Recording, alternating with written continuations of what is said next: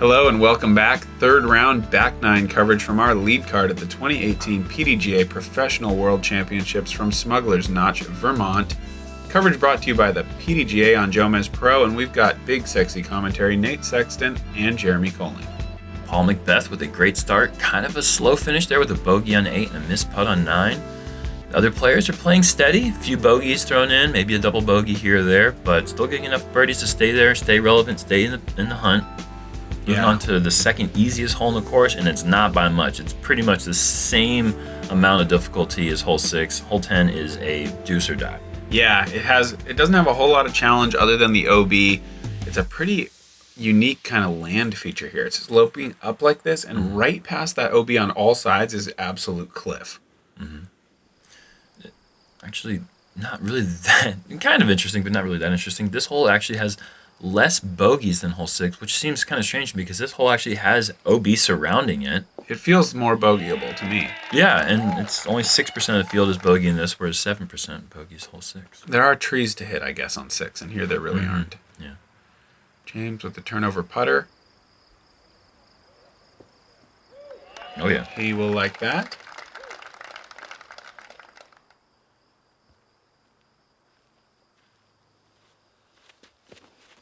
Either way, it's just such a pretty hole. I love throwing over hills and valleys like this. Yeah.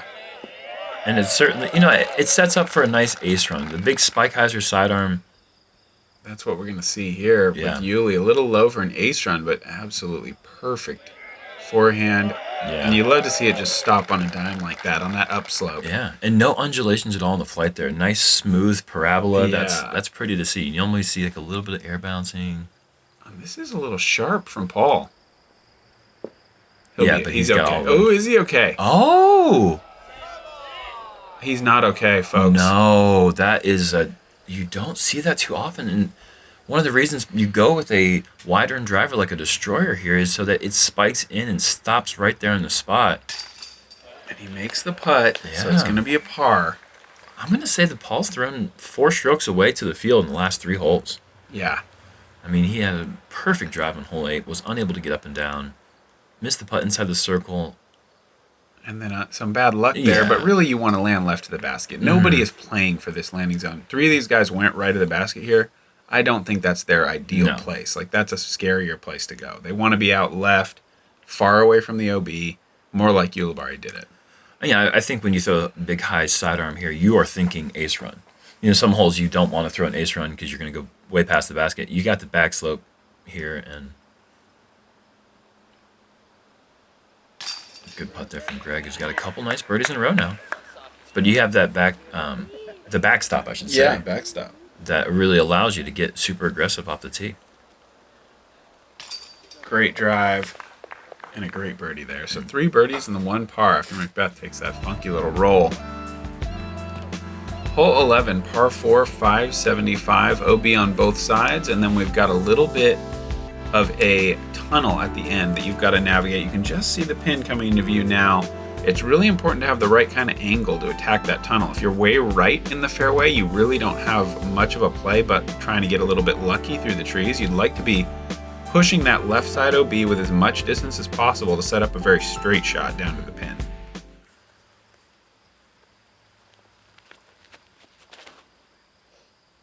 See, this is much more right than he would like. Well, yeah, didn't get much skip. There's this grass out here in Vermont this time of year. I don't know if they just don't cut it low enough or if it's just thick by nature, but we don't see too many big skips on this turf out here.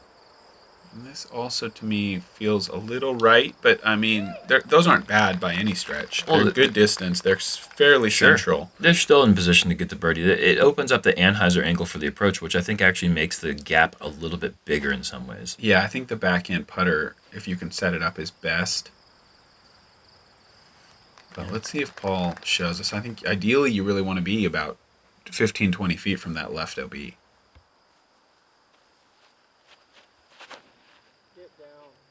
He says, "Get down." Yeah. Is it tracking for a tree? Is it tracking for OB? I think it's tracking OB. Oh no, it's perfect. Wow. Yeah, so he's gonna have the best angle, even though that is a very scary place to land. You don't really want to be 15 inches, more 15 feet. Right. And this is Sneaking right through. Oh, wow. Through all the trees. There's so many closely... I'm going to stop. Closely spaced. Closely spaced trees. Saplings, trees, everything. And that's what I'm talking about right there with that Anheuser putter approach. That's the shape of the shot that really plays luck-free. Mm-hmm.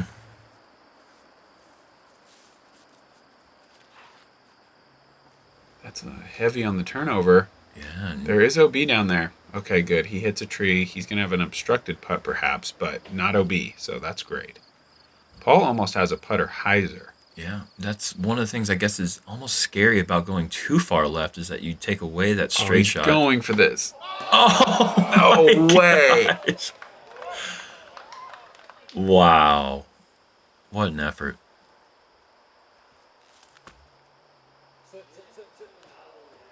Wow. Good try there from James.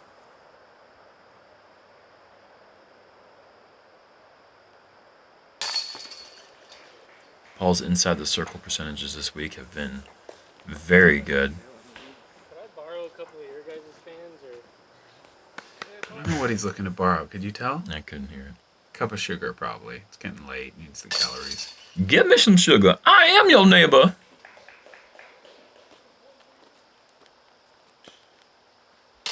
And Paul almost eagled it.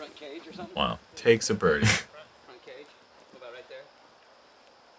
Right, just right there? Yeah, probably right there. You gotta put the... And 3 birdies and a par for James Conrad. That way we get all the people... I believe Paul left something down there. He's got to go check out what it is. Yeah. Gotta get that back. Whatever it is. Hole 12, par 4, 730 feet. This one's got a OB clearance that you have to make on the second shot. These players would like to push as far as possible up into that sunny area on the very left side to set up the most open play to the basket. It's a long hole. The approach is always going to be pretty long and challenging. You just really need to play position off the tee. If you stay too far right, it's pretty much over for you. It'd be interesting if the tee pad were in a position where you could potentially be a little bit more aggressive and go for that second landing zone. Yeah, that would be kind of fun. Yeah, I think it would be interesting to see which players would go for that or not, because this approach is so difficult. And really, this shot is looking great from Gregg. It's going to set him up for a really nice shot. He's in the nice flat area there. Shouldn't have too much of an obstructed run up. Yeah, that's a good place to be, but he's still over 400. Yeah, I'd say 375 to 400 feet from there, and Paul's a little bit wider. That's the second time I think we've seen him throw that lavender disc, and it just kind of stood up straight on 7 and went out of bounds in here. He's fortunate to be in bounds, but he's got almost no chance. And here's a different aqua disc that we see, not from Gregg. Not sure what mold Paul's throwing there, but that's in the Anheuser approach range. That's at least 400 feet from where Paul is. And here's that Thunderbird again from James. And this is aggressive. I like this. Mm-hmm. Getting a little bit longer. Oh, no skip at all. That's that Vermont turf just gobbling the disc up. I thought that had a chance to be 30 feet past the other drives. And this is low. It's a nice run. He's put a lot of speed on it, but just you know you're not going to get much skip on this grass, so you've got to keep the disc in the air. Yeah, he's probably 50 feet. James also might be a bit low. Yep. Yeah, that might be out. That looks to be outside circle 2 even. It is so difficult to approach this green perfectly. There's a good one. It's going to be in that left side area.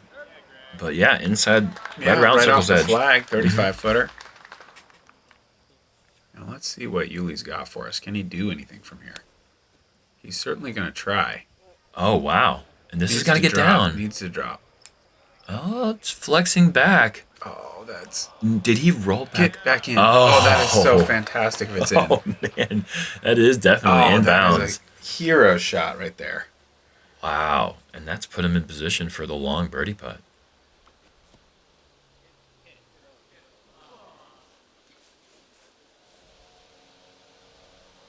.68. Man, my call was way off. What'd you say? I said 50. Oh. Good effort, though.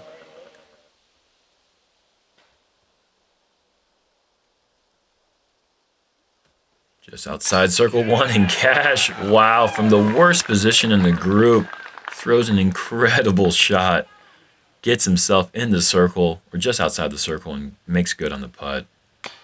Oh, man. Ulibarri, that was a power guy play. Oh, that was Let me just say, that was a absolute vintage power guy move to go up around that and glide it all the way home. It's almost impossible for us to represent how difficult the angle he had off the tee is.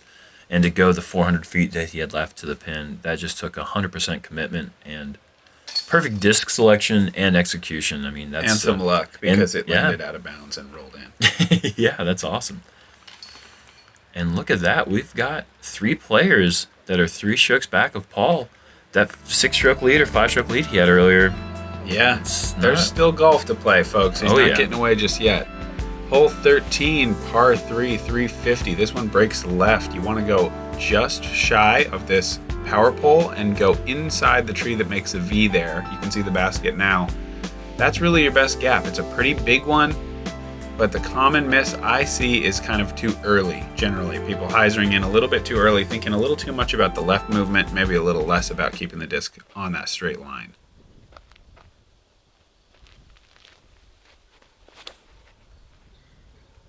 This is definitely not too early. This might be too long. High and wide, swinging in late. It's going to be near circle's edge, maybe just inside. That's a great shot. I mean, inbounds. There is some kind of sneaky OB back there, really about 30 feet past the basket. So if it gets away from you. Yeah. This is the inside the power This looks a little too soon. Oh, but it could get a really good roll if this can cut. Oh, it goes the backwards way, opposite direction, unfortunately.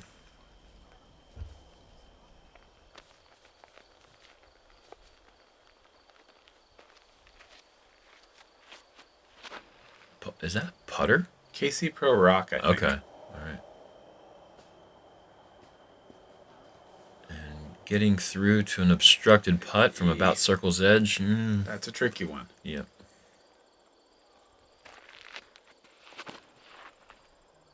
This is a putter. It's not going to skip. No, did not have the height on it. James is just a little bit off. A little bit off what we saw from him in round 2. And certainly from what we saw at MVP. Not playing bad. Well, it's pretty easy to fall off of 1100 golf. Yeah, no doubt.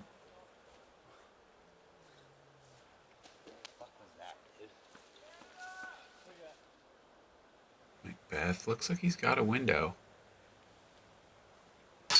Oh, what a putt. Man, that's always great.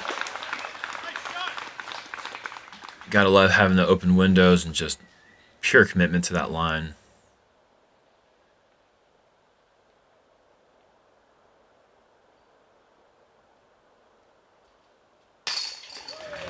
Tell you what, Ulibarri's inside the circle putting has just been almost flawless.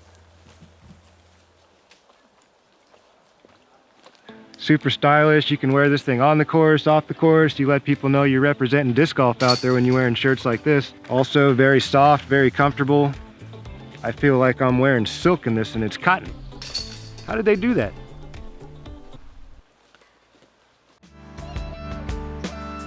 Hole 14, par 3, 380 feet. OB all along the right side and around the back of the pin.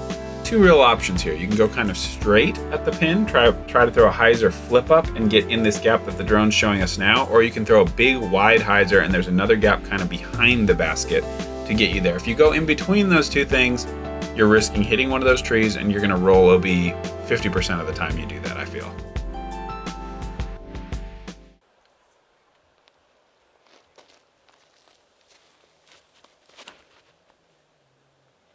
There's the big wide hyzer. Needs a little more length. See, oh, wow. That is so scary to me. Hitting those trees on hyzer with the downhill.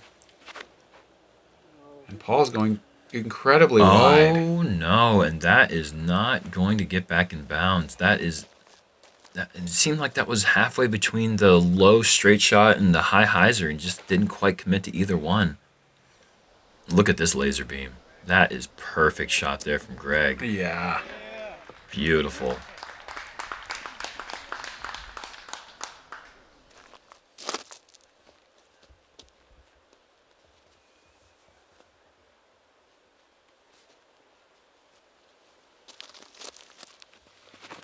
Nate Perkins Night Strike. That's what I thought that's what that was. I couldn't quite. And Oh, and that James. is a real. Those are some bad misses going to OB right here.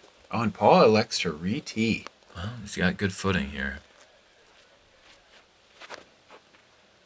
Goes more inside this time. And that's what you call clutch. Yeah, that's really clutching up there. I wonder if James is going to... Yeah, he likes to do the same thing. I kind of thought he had a lot more distance because he kind of played a turnover, but maybe it's still not enough. Yeah, it just... You practice this shot from the tee. You know exactly what you need to do from the tee here, so... Yeah, they're both absolutely clutch there. Getting inside circle one on that second drive attempt. Chance to save single bogey. Oh, and James is going to take a double here. That is a bad time to do that on a hole that I would have put money that James would have been inside the circle.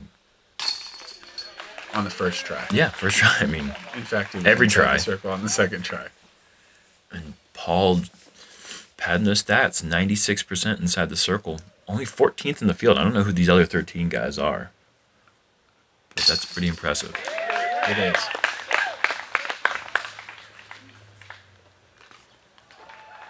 And 2 birdies there. McBeth about to bogey.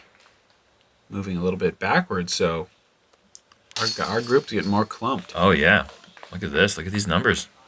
24, 25, 26, 27. We got a small straight if you're playing Yahtzee. Conrad's about to change his number, though, for the Oh. worse. Okay. All right.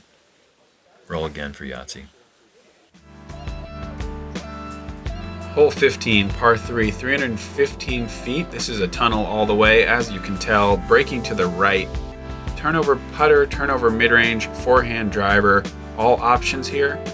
I like the forehand best, as I often do, but I think it really breaks hard right for a backhand. It's a tough shot to get the backhand to turn that late, that sharp.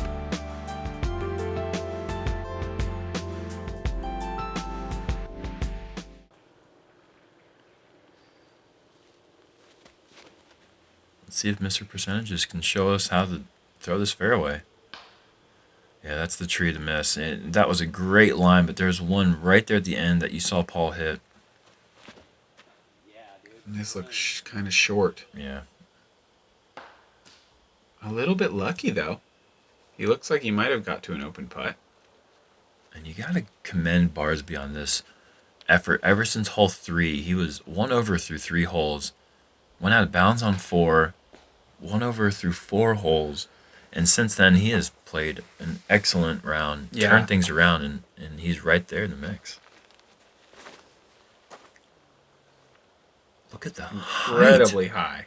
Look at the commitment and the height there. And, Wow. oh, there's that one last gap to hit, and just unfortunately turned a bit too much. Everybody in the group kind of hit about the last tree they could. You know, all of our guys were close, but nobody really got up there. We'll see if anybody can make a highlight putt.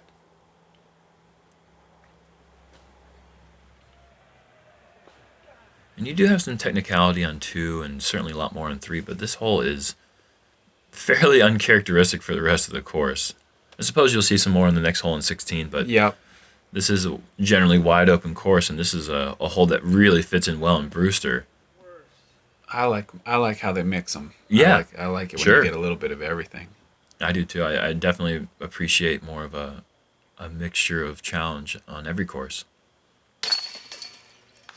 Par for Gregg. Everyone's looking at par here, it seems. McBeth. What? And the roll. Low. Wow, low out of the hand, and he's putting from further now. Okay. Okay, bogey for Paul. That you did not see coming. No. Wow.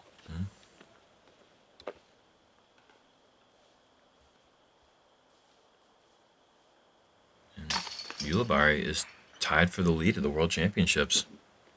Happy birthday. Yeah. And I saw Paul picking at his putter after the round. Maybe took a big chunk. I don't know what yeah. I mean, I don't like any sort of imperfections on my putters as well, so I wonder if something happened there. Yeah. Hole 16, par 4, 715 feet. This one is an absolute bruiser. You got to go over this hill, and then you're rising again at the landing zone. Very, very straight fairway driver is likely the play for these guys. Ideally, you'd drive it all the way to this short tee, but that's really approaching a hero's effort to get all the way there. To be able to set up that spike hyzer to the basket. Most drives are going to come up short of there. You're going to have awkward footing. You're going to have kind of an anhyzer flex over an OB area to find this green. This hole, I mean, what are we looking at for birdie percentages? Birdie percentage is very low, only 10% of the field. Okay. And this is looking great. Oh, wow. Show me that amateur tee. Yes. Yeah, that is one of the best I've seen. Yeah. Is that his Roadrunner? Ooh, good question. It looked like a Tour Series stamp. I went with Roadrunner off the tee here, actually, but I did not throw it that good. And I didn't throw it this good either. Oh, wow. That was so good. Just matching the hill perfectly, flying 1 foot high all the way down. Yeah. Those two drives as good as you're going to see. Are so good. Yeah. And when I called hole 7 being the hardest hole in the course by far, that was actually a miscall. This isn't that far behind. This average is 4.49, whereas hole 7 averages 5.55. So really not that much difference in how difficult it plays according to par. Yeah. And there's actually fewer percentage of birdies on this hole than there is on 7. That makes sense to me just because trees are always going to make that. You know, a wide open field with a lot of OB, if you just play it clean, you're there. Mm-hmm. This one requires a little more. Oh, golly, man. Look at these drives. James is the worst drive, and he's almost that. Yeah, the tree's right behind and right in front of him, unfortunately. But he's going for it. Wow, and a great effort from the obstructed lie that he had there. Fantastic. Wonderful effort. Oh, we're going to see some birdies here. I was hoping we would.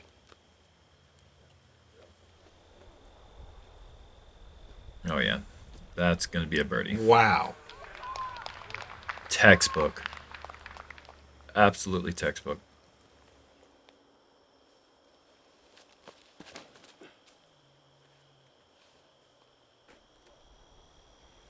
Little left, but left is circle fine. 1, I believe. Mm-hmm. There is OB long that shouldn't really come into play for most of these people. I found it, but I'm not on lead card. Ulibarri's drive, incredible. Oh, and Paul actually has found the OB. Man, that's an unfortunate break with such a perfect drive. You almost couldn't place, just walk up and place a mini in a better spot. Yeah. This is to save a par. Give it to him. Yeah. Look at this guy, man. He is a machine right now around the green. The green machine. That's what it takes. And the Green Mountain. Birdie. Off the pole. Perfect putt from Gregg, who is putting together 7 down now. That's 8 under since hole 5.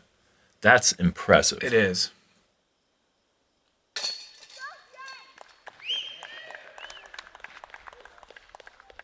And McBeth was just a tap-in. I mean, ugh, that's so good. He needs it too. I mean, after those back-to-back bogeys, to come through on a far more difficult hole. And look how much he's been struggling lately. He's still 6 under. Oh, yeah, absolutely. It's just crazy. Well, he had a great start. Yeah. Hole 17, par 3, 400 feet, downhill swinging to the left. This one has OB along the right side, really OB everywhere, but the right side and the deep OB is the most in play. You're trying to swing out a driver and really try to get as left as possible, or as left as is reasonable. You know, you could throw a spike hyzer that went left OB, but you're not going to see that. These guys are trying to throw it up high, swing left, take maybe a skip or two, and try to set up that short putt. It really doesn't play quite 400 because of the downhill. Yeah, you really have. I'd say you want to chip off like 330, 340. And that's the advantage of going with that wide rim. It's just a little bit sharper, wants to dig into the earth a little bit more than maybe other discs that would skip a bit. That was very nice.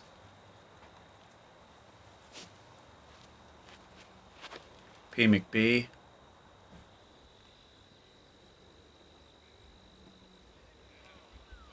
Loving it.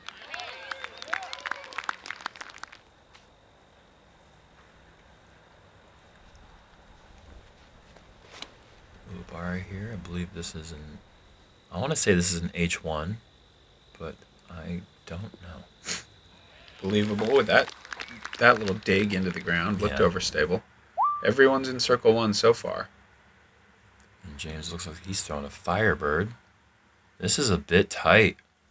Yeah. Oh, no. And yeah, James is just not quite playing James-like. Not what we've seen from him lately. He's going to have to lay this one up.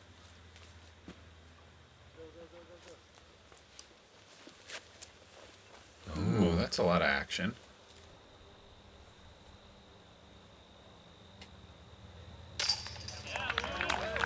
Great birdie.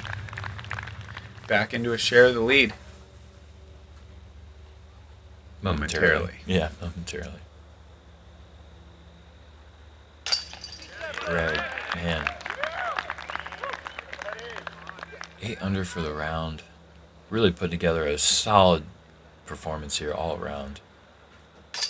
James for his par. Good solid par save.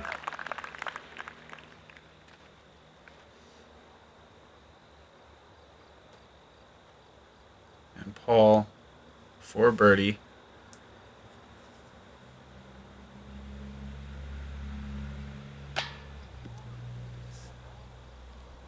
We have not seen this. I don't recall ever seeing putting like that from that man. That's crazy. He's got something going on in his head right now with the putter. He's gonna need to get that figured out before tomorrow.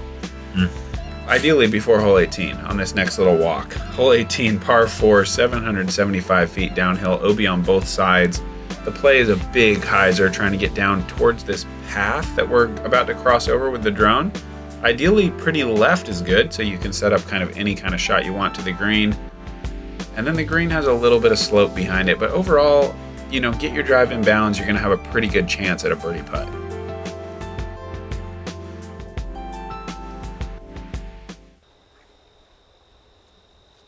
It's a perfect finishing hole for this course. Yeah, it is a great hole.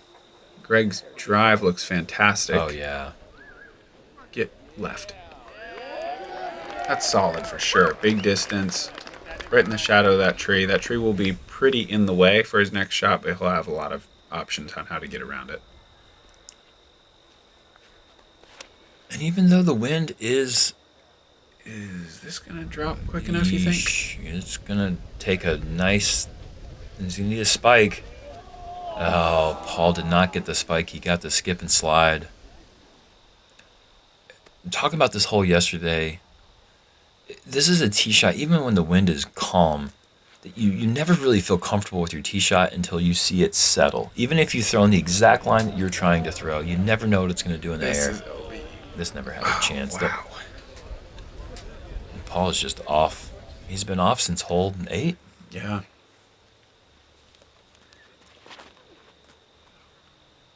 James trying to break off a huge drive here. Oh, wow. This is looking gargantuan, man. That is huge. Oh, yeah. Anything near that tree is pushing 550, maybe more.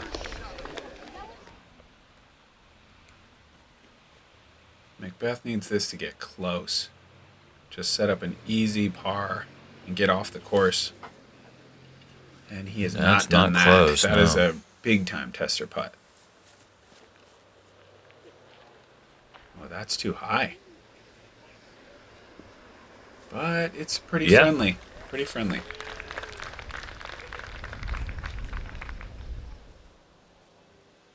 Is he going to go outside or inside? Going with the outside, that is a really nicely thrown shot. He really had to go into the armpit of the tree there. Yeah. With a little bit of nose up to get that swing that he needed. Yeah. Beautiful shot there.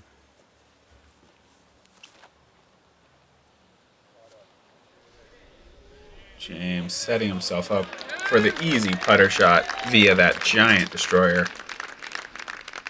Making it easy. Yeah, he's going to finish with the birdie, but This is a big-time moment for Paul. Yep. Oh, no. And this could roll. Oh, and it... Oh, God. Wow. Wow. A second out of bounds. This sets up a long putt for double bogey 6. Mm-hmm.